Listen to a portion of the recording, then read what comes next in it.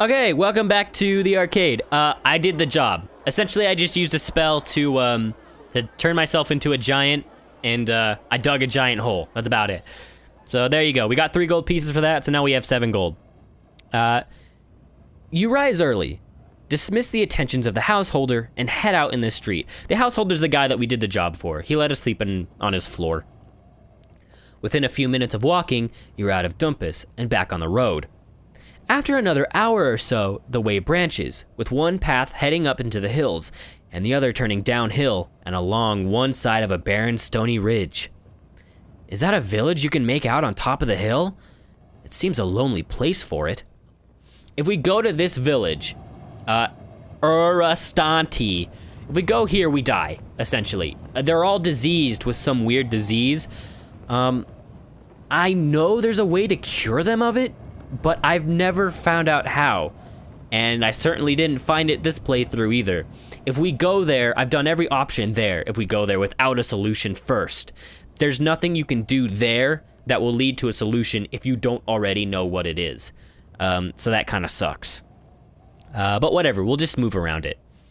You follow a meandering path around the side of a hill for most of the morning. It's difficult to see the way ahead through the tree line, but you trust to the course, and eventually the path bursts out onto a narrow stone ledge, high above the valley floor. The ledge leads left and right. There's no way forwards. Look left. Looking left, you can see the narrow ledge is formed by a splitting of the rock that leads all the way down to the misty valley floor. If there is a path up the other side, it isn't clear from here. Look right. Looking right, you are taken aback, as out of the mist that fills the valley, an impossibly wide bridge looms into view. As if it had only now fallen into place.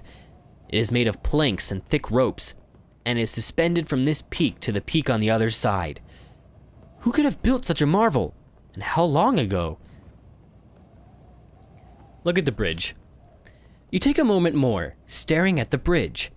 It forms a delicate curve across the valley, swaying very slightly in the wandering wind. But the more you look, the more it seems too perfect. Could such a bridge... Into the valley! Or, wait. Into the valley, yep. The bridge seems untrustworthy. Should anything happen while you are halfway across it, there would be no escape but the last, most final kind. Better to walk. You make your way along the stone ledge. The angle is steep and it's hard going not to stumble. At the valley floor is a dried up river, covered in worn stones honed by the water that is now long gone. Small caves open in the rock face nearby, with rusted machinery abandoned outside. There was mining here, once, but it must have been a long time ago. A wider track made for carts carrying ore leads up the far slope. Climb up. If we go to the mines, we die. There's something in there. There's no other solution. Like, you can't get inside or anything. There's something inside the mine that just kills you in the darkness, and there's no way to prevent it or do anything about it. If you choose to investigate it, you die. That's it. Your breath is short, and your heart is hammering as you pause.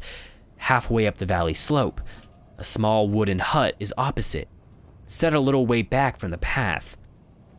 Look at the hut. I guess that's what we're gonna do. I wanted to avoid it, but I guess we're looking at it now. You stop to watch the hut, dropping behind a bush out of sight as you do so. After a few minutes, you see a troll emerge, ducking to get through the tiny frame of the building. He is clearly guarding something around here. Perhaps another goblin mine, or perhaps he was stationed here long ago to guard a city that is now crumbled to ruin. Wait to see what he does. The creature stands outside the hut for a few minutes, looking this way and that, his colossal head turning with the speed and dexterity of a mill wheel. Then he stomps away around the curve of the hill. You probably have a few minutes before he reappears. Go inside the hut. You seize the opportunity and race over to the hut to see what you can pilfer. Inside, you find it is a barren shack. There is a low oak table in the center and no windows. There is no door. A pile of blankets in one corner is the only nicety. Search the blankets. You lift the corner of the blanket with the tip of your sword, and hidden away you find 3 gold pieces. Most likely, the trolls pay for the entire year. Take the money! Fuck the troll! You take it quickly and chop the blankets back as you found them. The creature will be back any moment. You should go. Leave. You've been here long enough. Quickly you turn and hurry away, just in time to see the troll returning from its patrol around the edge. It hasn't seen you, and is too stupid to notice anything you might have... It hasn't seen you, and is too stupid to notice anything you might have moved or left out of place. It moves to enter its hut. Slip away. With the troll out of sight, you hurry away along the path, not pausing again until the hut is far out of sight. Far out, dude. Oh no, no, I forgot about this thing. Okay. Alright, look. It's a little fucking, this thing, okay, you freeze. Hovering by your shoulder is a small creature, the size of a bird. It is childlike but very thin, with green skin, and it flits around you on transparent wings. It seems friendly enough. It even lands on your shoulder, its tiny clawed open toes pinching slightly. So this thing, it's like a fucking magic leech. It's like a bug, mosquito for magic. It's Jan. His name is Jane or Jan or something. Talk to it. That's the thing right here. This fucker. So he stops you from casting any magic at all as long as he's with you, and you can't get rid of him. What do you want with me? See that village? The creature replies. Last time I tried to go through, they told me I wasn't welcome, so I wouldn't mind some protection. I can protect you. There's nothing we can say to get rid of it. And we don't know that it blocks our magic yet. Or at least the character. The creature squeezes your shoulder gently. It's like having a spider trying to burrow into your skin. The creature starts hopping up and down. Come on, it grumbles impatiently. Let's get going, can't we? This is the festival of the young. What's that? Well, take a look. Jan waves a little hand around the village. The idea is that once a year, the children are allowed the freedom of the village. It is a time of great fun and lots of pranks. It becomes quickly obvious what he means. You pass the first few buildings where you find a number of children sitting in the street and drinking ale from deep mugs. Further on, a young boy is holding an old woman over his knee and spanking her.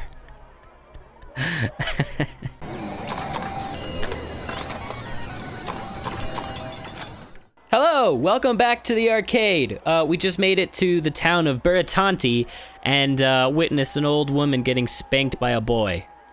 So this village is having a festival. It's okay, you don't have to, whatever. Behind the bar, a thick-set man is wiping mugs down with an old rag. Greetings, oh, that's him. Whoops, okay, let's see, what voice should I give him? Greetings, stranger, he calls. I'm Glandragor. Can I be helping you? How much is ale? You must be right thirsty to be so upfront, he remarks. 2 gold pieces, and it's the finest in town. Well, I mean, it's the only ale in town, I make sure of that. Let's see, buy a mug. You put 2 gold pieces down on the countertop, and Glandragor pulls you a mug of beer. It's warm, frothy, and deeply refreshing. Glandragor smiles. You look like you've been on the road a while.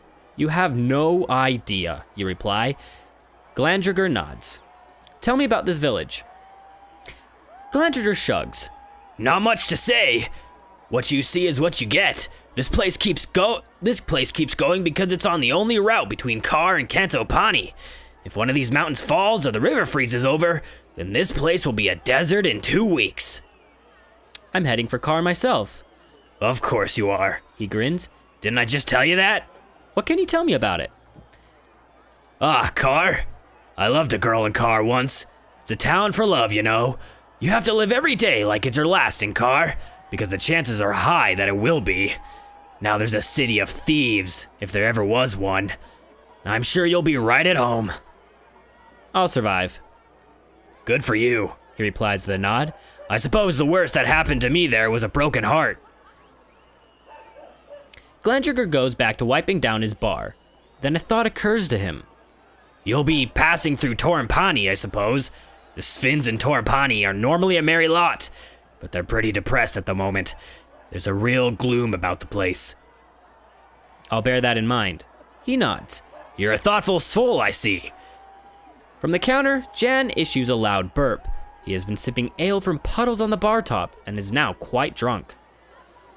If we slip away here, it seems like a perfect opportunity to get away from this annoying little bitch.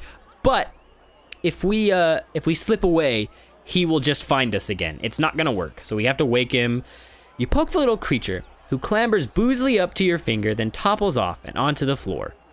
Leave him there, if you like, Glandragger says. I'll pick him up and put him in a mug. But you don't quite manage it. At the last moment, Jan rouses himself and flies, wobbingly back onto your shoulder. I love you. He whispers into your ear. Great. We need to go... Let's see, that's Car right there. We're almost there. It's a lot bigger than it seems. We don't actually get to go here in this game. The whole city of Car is the second game. So there's not much here right now, but there will be once we get there. Let's see. We need to go to the Crystal Waterfall. That will be... actually, we don't need to. Now that I'm thinking about it. Go further into town. You head out of the tavern and turn a corner to find a group of girls standing by a signpost, pointing to the Crystal Waterfall. They are tripping up their elders as they pass, and giggling. You stop by the group and ask them about the waterfall, but they are too distracted by Jan, who they delight in poking, tickling, and generally cooling over. After a few minutes of asking them about the waterfall, you give up and walk away. One of the girls calls, "Come back!" Another shouts, "The water is good for you!" Jan sighs, already missing the attention, but comes back to rest on your shoulder. Move on. Let's see. We need... let's just go to the waterfall anyway. It's a nice experience, I guess. You go back, past the girls, and head up a path that climbs through a crack in the mountainside. Soon, the air is filled by a thundering. It's quite a climb, but eventually you turn a corner through a narrow cleft in the rock and catch your first glimpse of the tall natural waterfall, plunging down from the cliffs overhead. Large crystal stalactites hang down either side of the water. There is only one path to reach it, winding up the rock face, and it passes by a small hut where a ruffian is collecting money. A ruffian, not a ruffian. I know how to speak English. Greet the ruffian. You make your way over to the hut. "Greetings," you begin. "You collect a fee for the waters?" "I do," sneezes the ruffian. These waters cannot be so healing that he has not caught an awful flu from them. 3 gold pieces. Haggle. It works here, actually. 3 gold pieces? You shake your head. For a bath? You're a thief. The waters are healing, the ruffian explains quickly. They'll do more than make you clean. Haggle. I'll give you 2. The ruffian considers you for a moment. He seems to be won over by your manner. All right, 2 gold pieces, but don't tell anyone I did it. Pay. You hand over your coins. The ruffian pockets them quickly, scanning the path either side to make sure he wasn't seen. And the crystal waterfall will actually heal our stamina. Yay! You head up to the waterfall, which cascades forcefully into a deep pool. You strip off your clothes and dive into the pool, while Jan flitters through the froth. The cool water is fresh and invigorating, and you feel yourself getting rapidly better. You feel a huge swell of confidence. Coming here was the best decision you've made. Now you can move on, refreshed and ready for the night. So now our only two options now is to find an inn or sleep by the waterfall. And if I remember correctly, sleeping by the waterfall again attracts vampire bats. But we haven't fought anyone for a long time, so let's just do it. I just want to fight somebody. The idea of going back into the village now is unappealing. You are refreshed and calm, and the scenery here is beautiful and peaceful. Getting out of the pool, you dry off, collect your things, and head off into the trees to find a spot to rest. Between curling roots, you find a small place to settle down and rest. Jan perches a little way above on a knot and is quickly asleep. You are tired enough to follow suit, but you are hungry from not having eaten. Settle down for the night. There they are, vampire bats. You rest your head onto your backpack and close your eyes. Or a wolfhound, sorry, not a vampire bat. They're essentially the same though. Perhaps a few hours pass when you wake suddenly, aware of a shadow moving between the tree trunks. It turns as it sniffs the air. A wolfhound. Fight the beast. You draw your sword, the long metal flashing in the moonlight. The beast roars and howls. So you can see that we're stronger than the wolfhound, because their bar doesn't go up as high as ours. But what we need to do first is probably defend. Yep. And then we can attack like this, like that. Boom. Oh shit, I fucked up. Fuck. Come on. Ugh. I am not good at this. We have to defend now. There's nothing we can do about it. Goes for your neck. You're at dodging around a tree for cover. About there. Oh my god. This is so bad. Defend. Okay, that works. Snapping at the air, you wait, eyes fixed on the beast. Sometimes this stuff up here will give you clues as to what they're going to do, but usually it's just description of the battle. Sometimes it's helpful, sometimes it's not. See, like that. I assumed he was going to attack after we both defended. As the wolfhound grows weaker, its snarl gets madder. Defend. It's just defending now. It's not doing shit. Ugh. Here. Oh my god. You know, maybe I shouldn't even try. Oh, Jesus. Look, we don't even need any power at all. There you go, it's done. Oh, all right, continue. I am so bad at the fighting thing. Holy crap. Anyway, let's move on. You rise early from your spot beneath the tree. As you gather your things, Jan leaps up and onto your shoulder. Ready to go? He chirps. You pass through the village, which is now as quiet as the grave, and rejoin the path on the far side of Tanti, sorry. The sun sits on the horizon like a gleaming jewel. If all goes well, you will reach Torpani today, in the last village in the Shamutani Hills. Shamutanti. I've always said that right, okay. After a short climb, the path breaks, heading uphill to the left and downhill to the right. Choose a path. With Torpani so close, it hardly matters which way you go, surely. It does matter. So you see this gray, brownish kind of spot here. This is a patch of black roses or something. What happens is, if we go here, we will die. We don't have nose plugs, so we can't plug up our nose to, how should I say it? To not smell the flowers. The smell of the flowers will hypnotize you and keep you there in the bed of the flowers until you die. So that sucks. We're not gonna do that. Instead, we're gonna go fight an assassin. That's gonna be fun. Keep going. You decide not to stop to eat, but push on. Jan is in a talkative mood, over the worst of his headache from last night's drinking, and fills the air around with his chatter about what he can see and how things smell and what he plans to do once he makes his fortune in Car. It's enough to make you wonder if you could sell him as a companion to a blind old lady somewhere. You pass from the open hillside into a patch of deep forest. Quite suddenly, Jan falls quiet and hisses in your ear. Stop! Stop now! Why? Because! Insists the creature in a tiny voice. Because something's following us! You come to a dead stop. Jan is right. Something is moving through the trees behind you. A moment later, a point of steel has emerged from the darkness between two trees and touches your neck.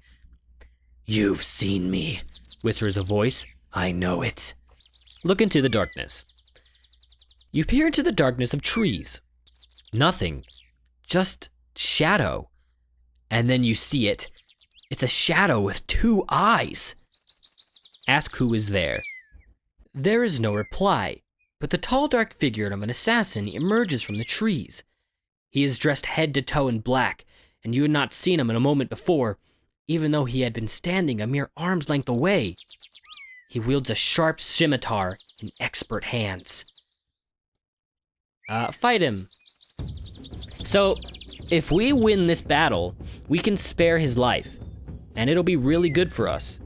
He comes back later and helps us in quite a couple of the games, actually. I think in both of them. But the thing is, he's gonna be a lot better fighter than anything else that we fought before. So this is gonna be a little difficult.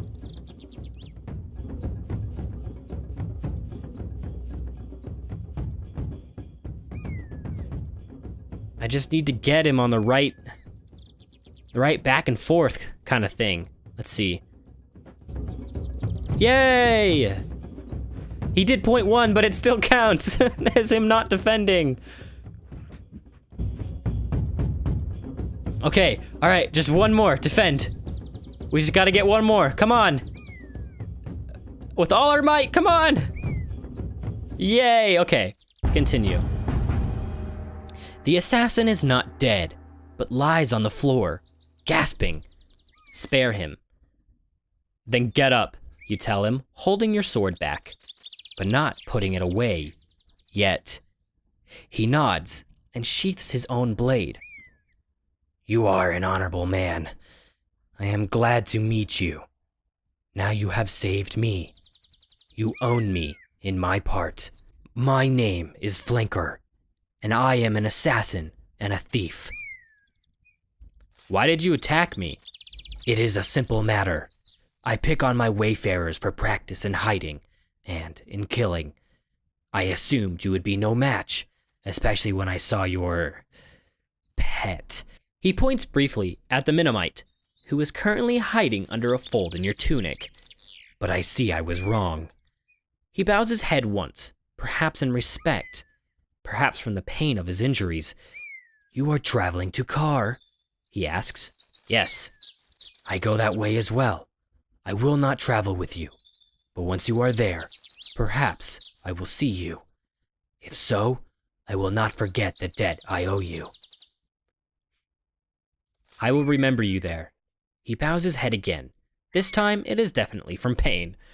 Go, he hisses. You cannot aid me. Leave him. You nod and take your leave of him, heading out of the forest. Leave the forest. Leave the trees, not the forest, but the trees. Same thing. How much longer do you think we'll be traveling today? The Minimite on your shoulder asks. I'm hungry and tired. We've gone such a long way. You can stop here. The Minimite shivers. No fear of that. You continue along the path and around the side of a hill. A wooden hut is set into the slope with an old woman sitting on the front step. A river seems to emerge from beneath her. As you get closer, you realize the water flows underneath her house, and the house itself is set on splayed struts like an insect, straddling the water course. A few paces from the front of the house, the water plunges over the edge of a sheer cliff and disappears. Greet the woman. Greetings, you call. The woman looks up at you and smiles. Come over here, won't you? She calls. I can barely see you.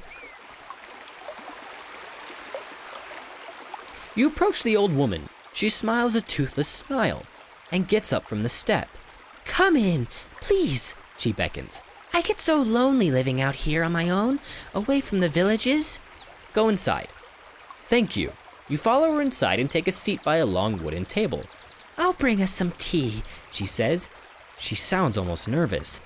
Hurrying to her kitchen, she returns with 2 large cups. Watch it. Jan whispers in your ear. I don't trust this one. Make conversation. The tea is still hot. You cup it between your hands as you speak.